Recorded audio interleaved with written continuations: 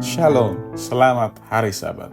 Terpujilah nama Tuhan oleh karena kebesaran dan bahkan kebaikannya kepada masing-masing kita.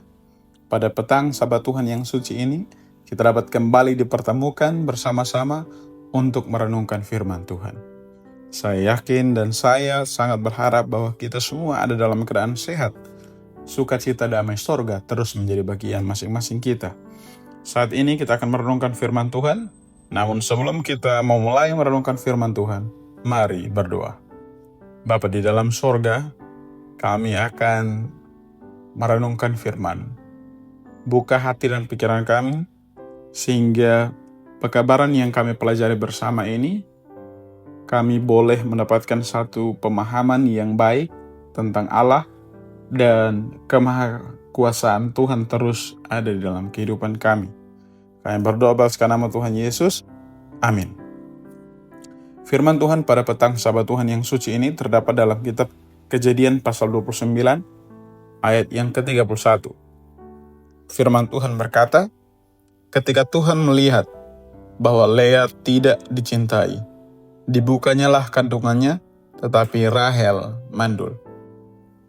Kita dapat melihat di dalam kitab Kejadian ini, dimulai dengan latar belakang Yakub berada di rumah Laban. Ketika ia berada di rumah Laban, ia melihat wanita yang sangat ia kasih adalah Rahel.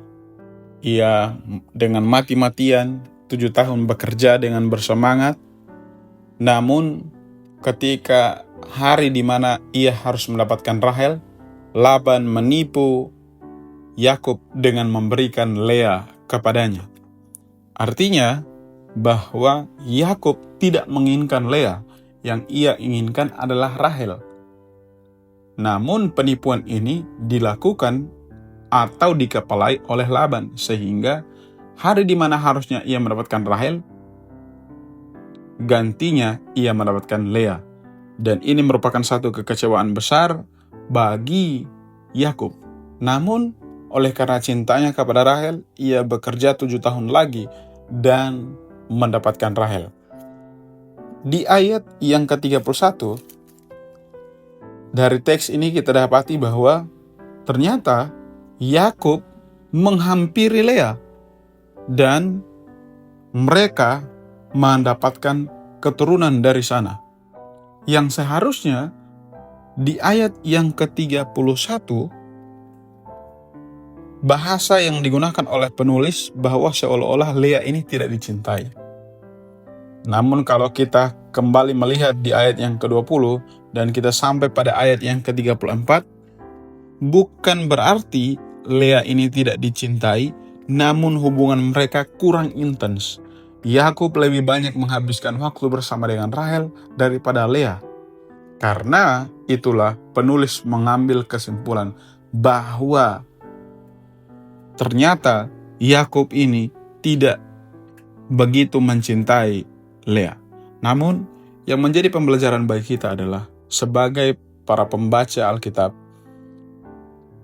sekalipun Lea tidak dikasihi oleh Yakub, namun kasih Tuhan kepada Lea masih tetap berangsur dan bahkan kasihnya tidak terputus. Walaupun Lea tidak dipilih oleh Yakub, namun Tuhan memilih keturunan dari Lea untuk menjadi satu suku bangsa yang besar, dan mereka adalah penerus dari bangsa-bangsa besar itu. Sekalipun kita semua sebagai manusia tidak berharga di mata manusia, kita dilecehkan, kita dikhianati, kita dibuang, kita dipandang rendah, kita dianggap sebagai orang yang tidak ada apa-apanya di dalam pekerjaan kita. Tantangan yang datang besar di dalam pekerjaan, tanggung jawab kita. Orang-orang sering memandang kita rendah. Namun, Tuhan memandang kita dengan kasih. Ia memenuhi kebutuhan Lea dan bahkan aibnya digantikan dengan berkat. Yang seharusnya ia tidak dikasihi oleh Yakub. Namun Tuhan memperbesar kasihnya kepada Lea dan membuka rahimnya sehingga ia tidak menjadi mandul. Yang menjadi garis besar pembelajaran bagi kita umat-umatnya adalah kita harus terus memandang kepada Kristus. Karena kasih-Nya tidak pernah habis-habisnya untuk kita semua. Mari berdoa. Bapa di dalam surga, tolonglah kami. Biarlah kami dapat melihat bahwa Tuhan terus mengasihi kami dengan kasih-kasih yang begitu luar biasa. Ajarilah kami untuk terus berpegang erat kepadamu. Ajarilah kami untuk terus terikat kuat dengan Kristus. Tuhan memberkati setiap pekerjaan kami. Di dalam keluarga, semua suami-suami diberkati. Berkat-berkat Tuhan menjadi bagian mereka semua. Ketika apapun yang ditemukan oleh tangan mereka dan dikerjakan, itu dapat menjadi berkat untuk memenuhi kebutuhan keluarga. Anak-anak dan juga istri Tuhan memberkati, biarlah mereka terus memandang kepada Kristus sebagai Allah yang besar. Kami serahkan kehidupan kami dalam tangan kasih-Mu. Kami berdoa atas nama Tuhan Yesus. Amin. Tuhan Yesus memberkati.